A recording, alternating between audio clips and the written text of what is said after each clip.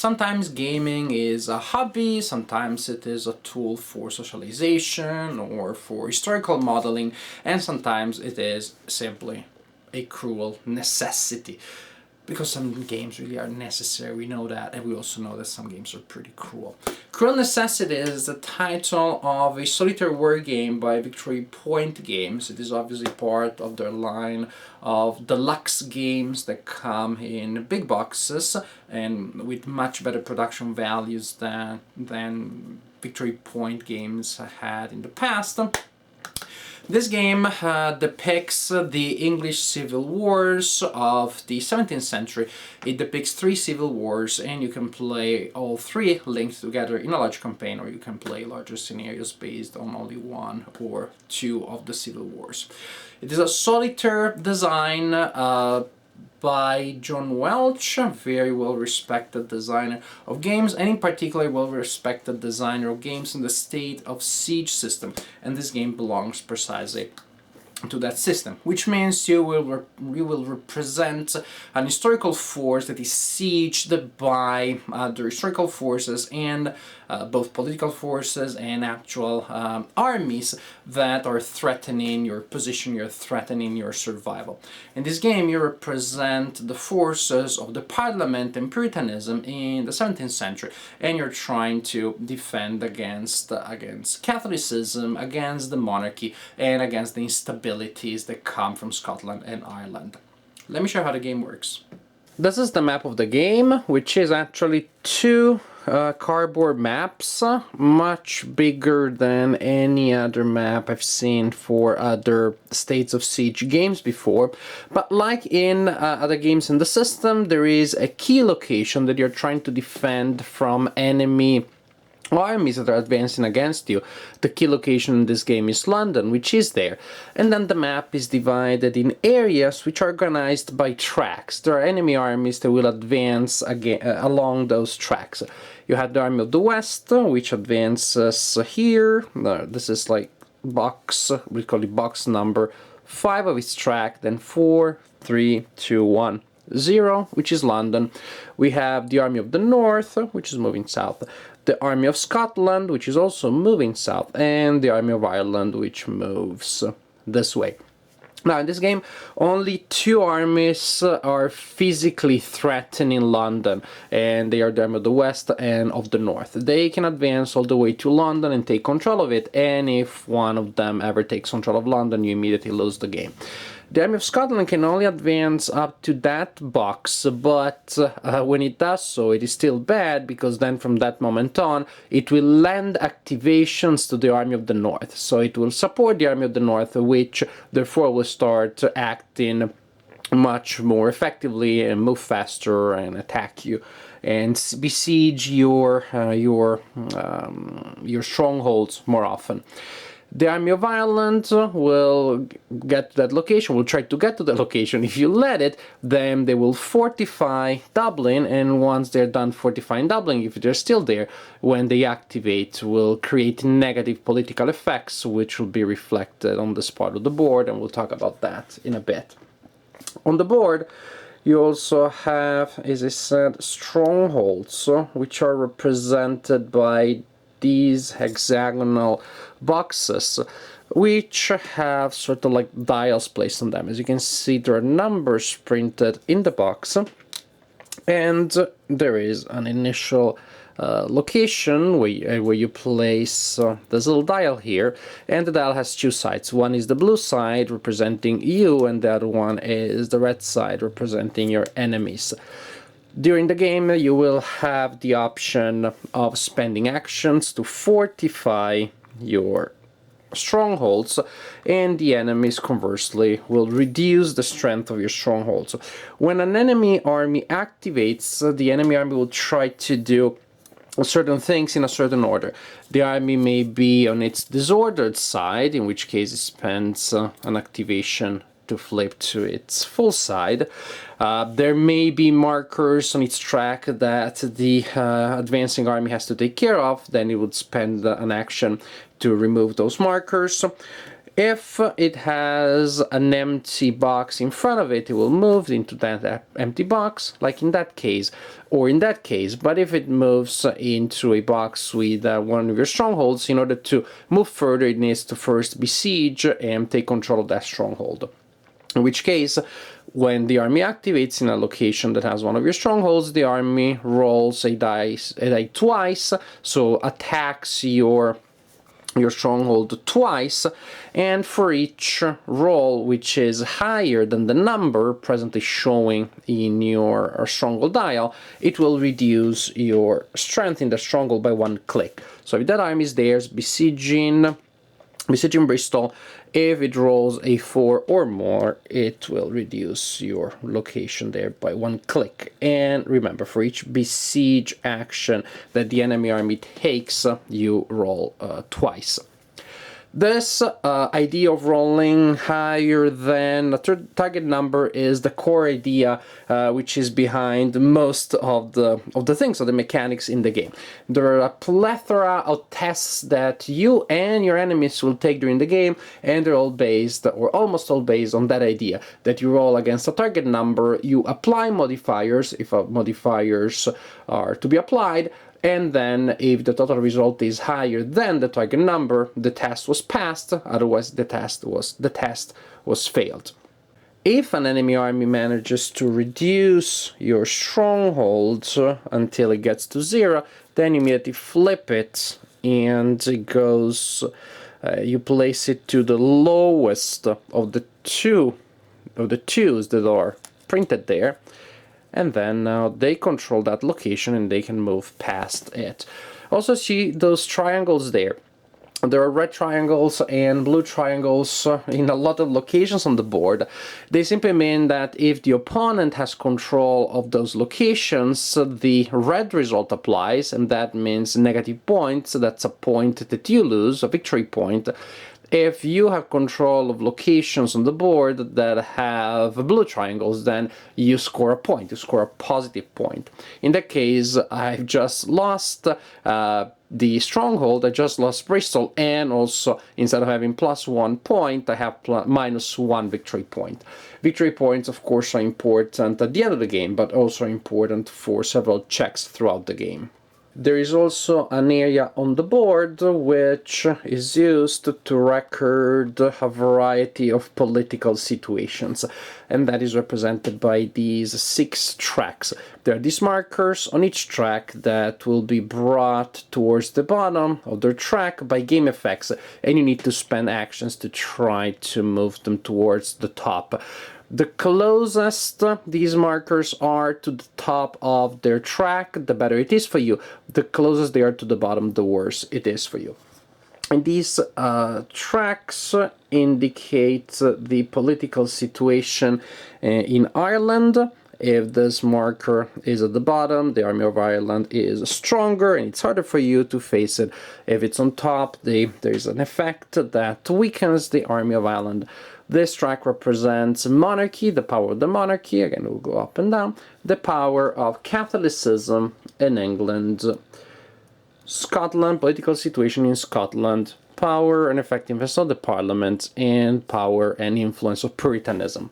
As you can see, these tracks are divided in bands that are coded by letters, and there are game effects that apply depending on the letter band in which the markers are. If during the game there ever are 4 of these markers that are in the F area of their tracks, then you immediately lose the game. That's one of the ways in which you lose the game indeed. Now, similarly to what happens in other states of siege games, the actions of the enemies are regulated by cards. In this game, you have 3 civil wars, and you play all of them in the campaign game, and the actions that the enemies perform in each civil war is regulated by a different deck. This is the first deck, this is the deck that you use for the second war, and this is the deck that you use for the third war. You can play them all as a campaign, starting from here and going here, or trying to survive until the end of this deck, I should say, or you can play each individually or combine 2 of them in a shorter game. The idea behind each deck is still the same, which is when it is the beginning of a turn, you flip the card that is on top of the deck, you perform the actions that are described on the card, and then after you perform these actions, which usually are the actions that your enemies are performing, it is your turn and you get to spend zeal points, which are pretty much action points, to perform actions. So the card tells you what the enemies do, and then you get to do something. You read each card starting from the top, going towards the bottom, and you implement a variety of crazy stuff that may happen. Banners of this type and this band of the card indicate the armies that activate, and the armies that activate may try to move or to besiege your locations, to recover from disorder, etc., etc. Some armies may move multiple times. There are game effects that will automatically lower the political tracks. This card would force the marker of the Puritanism or Puritanism marker to go down by 1 box on its track.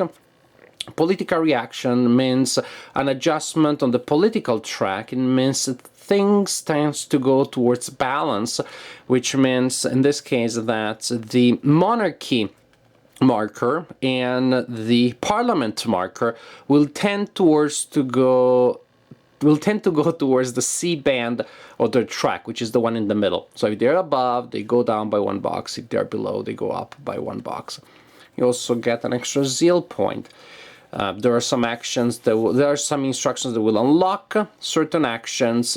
There may be modifiers that apply to die rolls only for that turn, so you will move these markers from a pool of such markers to a specific location, in this case the Puritanism marker, continuously during the game, moving them there and taking them from there. Unrest in London, this is an effect that weakens London, weakens the level of defense that you have in London. Deviltry, this is a marker that you place on the board. As long as it is on the board, it prevents you from performing certain actions. It gives you a negative point. You need to spend an action and roll higher than the target number. But these markers also, once you remove them, will give you positive effects. As you can see, there is a large variety of bad stuff that can happen. Some cards, however, once you flip them, are not event cards such as this one. They are achievement cards. You can have up to 3 of them available at any one time. There is an area on the board where you place them. You can simply choose to spend zeal points to purchase these cards, but in order to be able to purchase the card, not only do you need the zeal points and not only do you need to be willing to spend them, you also need to meet a certain set of requirements. For example, the strength of the fortification in London needs to be a level 3 or higher, and the Parliament and Puritanism need to be, well, Parliament in the B band or higher, and Puritanism in the C band or higher. So you need to have an overall healthy situation that meets certain parameters to buy the card. Once you buy the card, you usually receive a benefit, which is described at the bottom of the card, and the card is also worth victory points. Markers that are unlocked, things like this.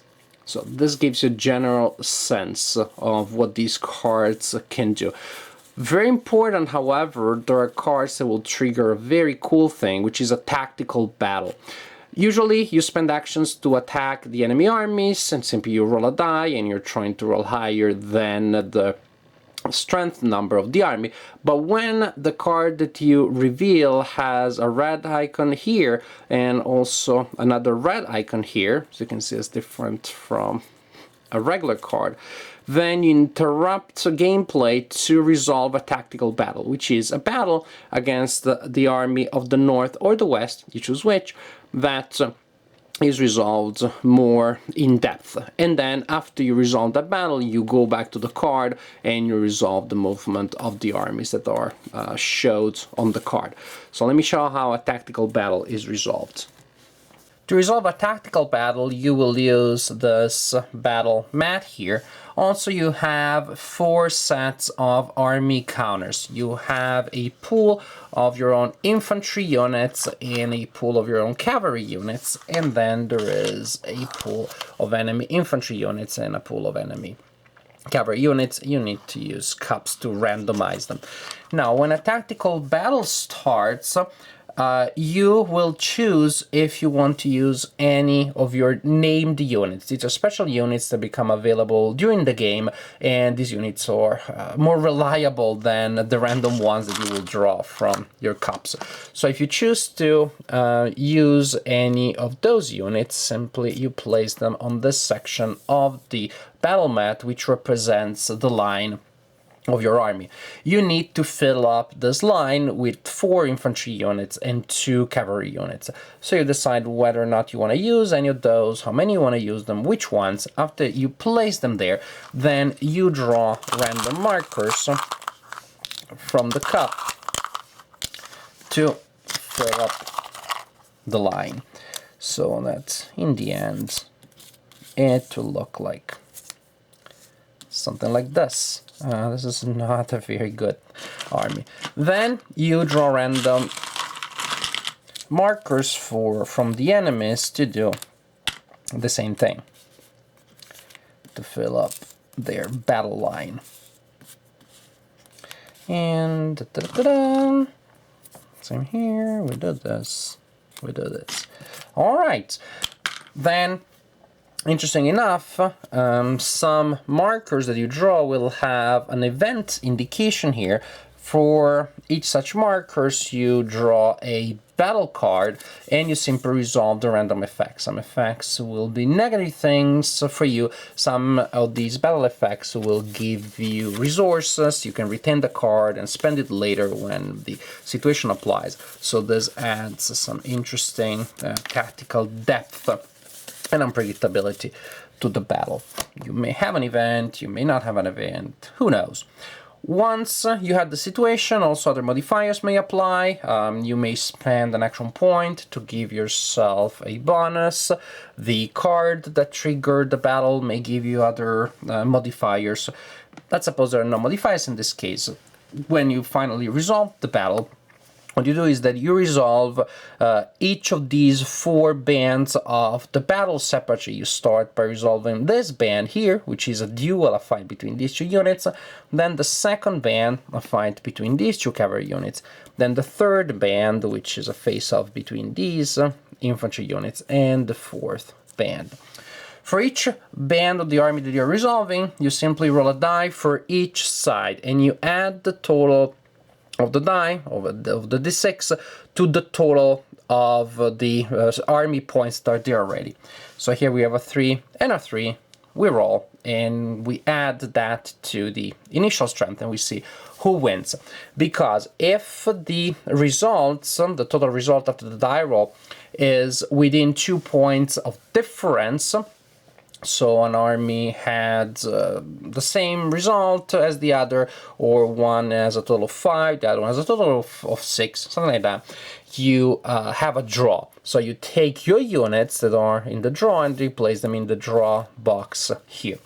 If one of the armies has 2 points or more total than the opponent, then that side wins the battle. Suppose that here, after all is said and done, my total is 9 and the enemy's total is 4, then I won. I have more than 2 points than the opponent, then I have a victory. And I move my victorious unit or units to the victory box. But suppose that it is the opponent that has a higher total, and they have a higher total that is higher by 2 points or more, then I lost the battle in that section and I put my units there. And suppose that I win this part of the battle here, then I put my units in the victorious box. Once your units have been transferred to the correct box, you look at the box that has the majority. In this case, I have 3, 1, and 2. The majority of my markers is in the victory box. I won the battle. The battle could have been a draw if the majority was here. Could have been a defeat if the majority of my units was here. And you are allowed to move units from the victory box to the draw box to transform what could be a defeat into a draw. Once you have determined the outcome of the battle, you read the effects and you implement the effects. Here you get some benefits. You can choose which benefits you want if you win a battle. Here you lose a zeal point. Here you lose even more stuff.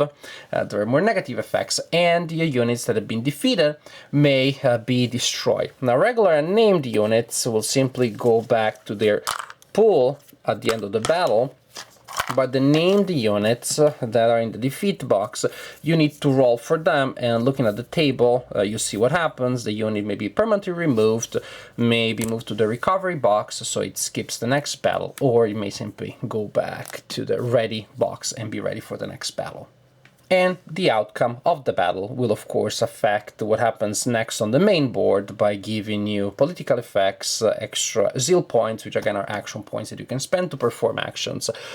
The result of the battle may weaken the opponents. Cromwell, if you have Cromwell available and you use him, that's a very powerful piece, because if he wins his own battle, the battle in his own band, then you flip it to the other side, and it becomes a powerful +3 modifier, which you can apply to another band of the army. And after he has land a hand there, then it goes to the victory box and counts as a victorious unit for you. After you have resolved the effects of the present card, it is finally time for you to act, and you act by spending zeal points. Actions that you perform cost zeal points. You record your expenditure here. You can save them from turn to turn, but it's pretty hard because there are so many things that you need to do. You're likely to spend all of your zeal points, in most cases, all of them, each turn. What can you do with those points? You can spend a point to purchase a die roll modifier marker. You may spend one or more points to purchase achievement cards, spending the cost indicated on the card. You may use points to fight against a negative marker, such as a revolt marker or a deviltry marker, which may have been placed on the board by card effects. You may besiege an enemy fortress, just like the enemies besiege yours. You are allowed to besiege theirs if they are not defended by their own armies, and you roll against the present level of the besieged fortress to reduce it if you are successful. If you're successful, you reduce the enemy besieged fortress by 1. You may also spend resources, zeal points, actions to fortify your own fortresses, that is, to add clicks to fortresses that are under your control. You may attack enemy armies, then you have to roll higher than their strength.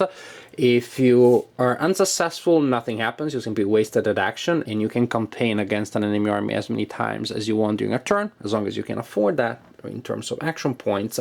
If you're successful when attacking an enemy army, so you roll higher than the strength of the army, then the army retreats by 1 space. If it is in the highest box of its track, the enemy army that is defeated during a campaign is disordered. You can spend the zeal points to engage in politics, that is, trying to raise these markers higher on their track, in which case you spend a zeal point to make an attempt on one of the tracks. You look at the position of the marker that you're trying to bring towards the top, and you need to roll higher than the number in the box that the marker is trying to enter. So to move this marker from here to here, the target number is 3. I need to roll higher than 3, again after modifiers are applied, if modifiers do apply. As you can see, the position of the markers on the track determines the amount of positive points that are gained or negative points that are lost. Finally, a special action that you can take is to declare desperate times. It simply means that you can lower the monarchy marker or the parliament or the Scotland or the Ireland marker voluntarily. You lower one of these markers by a box, and you gain an extra zeal point that way. So, if at any point during the game 4 of your political markers are in the F band of their track, you lose the game. You lose the game if you lose control of London. You do not lose the game, kind of, if you reach the end of the third deck, if you're playing the campaign game. So if you survive until the end of the game, then you tally points, you add together your positive points, you deduct the negative points, and based on that you see your level of victory. However, I said that surviving the deck kind of makes you win the game because it is not certain. If you really scored poorly, if your final score is very low, then actually with 7 or fewer victory points at the end, actually you're still facing a defeat. So in order to win the game, however marginally, you need to survive until the end of the game and to score at least 8 victory points. The bar has been raised really, really high. This game, wow. I cannot recommend it highly enough if you had the slightest interest in wargaming, in solitaire gaming, in the topic, in having fun. You have an interest in that, pick up this game. This game is excellent. Well, this being said, of course, this is a solitaire design, so it may not be for everyone, but if you're willing to put in the effort of learning the game, which is a little more complicated than other games in the system, and you are willing to put in the time, this game also, if you're playing the campaign game, takes longer than many other designs in the States of Siege game, well, this game can definitely be rewarding, can be tons of fun, and definitely challenging. This is a game that is tough. It is tough to figure out how to survive until the end of the game, and even when you do so, then it is really tough to become proficient and to be able to win with any degree of victory that you wouldn't be ashamed of, that you would be able to brag about. The richness, the depth and the complexity of this design is something that I had not seen in other States of Siege games, even though I haven't played them all, but I played quite a few of them. And I hadn't seen a game that has so many layers to it. The military aspect, yes, that is in all of these games, but even here the advancing of the armies does different things. The armies advance in different ways, and some will create political effects that will make your political markers drop, and others will support each other. Sometimes they will rush through the countryside. Sometimes your strongholds, your fortresses will actually manage to hold them off. And then you're trying to push them. You push them back to fortify your fortresses before the enemy army comes back, or you push them back and then you're trying to besiege a fortress that they control and they were shielding. So many things to do, and this is just when it comes to the basic idea of the armies advance and you use attacks against them, which is at the core of so many games in the States of Siege system. But then you have the political factors. Now, it is true that technically if you're rolling against a number on an army marker, you're rolling against a number on a track, there isn't much of a difference conceptually, but they do still feel different because of the effects that these challenges that you have to face create because of the different ways in which victory points are calculated, because of the markers, the die roll modifiers that are added and then taken away most turns, because of card effects that depict the influence of political, economic factors over the historical events. So actually it does feel like you're not doing the same thing all across the board, but it does feel that when you're dealing with the political aspect of the mess that you're dealing with, and when you're dealing with the military aspect, you are actually facing different things. I like very much the tactical battle. I thought, as I read the rule book, I wasn't so sure about it, I wasn't so sold. But I hadn't tried it. As soon as I tried it, I liked it very much. And maybe as I was explaining it to you, it sounded more laborious to resolve than it actually is. But but it works very smoothly. And again, as I read the rulebook, I thought, what is the point of having to draw random markers and put them there, and then you roll a die? Couldn't there be a faster way of resolving it that would also still give me the final result? Probably there would, but actually I didn't feel that it was completely random. I felt precisely like I like to have in games that do have a luck factor. I felt that there were decisions that I could make, resources that I could spend to mitigate the luck factor, and I could decide how much I wanted to invest to improve my odds of being successful. The position in which you place your named units and which ones you want to risk committing, because remember, if you place named units, they may be defeated, they may be destroyed. Those are important decisions. As the game progresses, you gain battle cards, which are kind of resources which you may choose to use or not, and they have different effects from one another. There are modifiers that may come from the effects. You may spend zeal to affect the result. Yes, it is a die roll, actually it is 4 die rolls, but the battle has a progression, the battle has a structure, and the battle challenges you to make good decisions about resource management. This is a very satisfying, very rewarding game. As I said, it will take you longer to play than most other games in the system. If you're playing the full campaign game, that's going to be an evening. You're going to play this for the entire evening.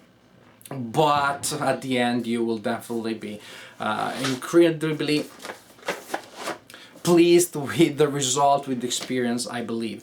The only negative thing I can think about this game is that it is going to send a couple of other games that I own into retirement. It will make some games in my collection and possibly your collection obsolete if you decide to pick it up. Cruel Necessity is a phenomenally smart and rewarding and exciting solitaire war game in the State of Siege system. Bravo to Victory Point Games, bravo to the designer. I cannot tell you how pleased I was of playing this game and of having this game in my collection so that I can play it more in the future, and I do believe that this game will get played in the future.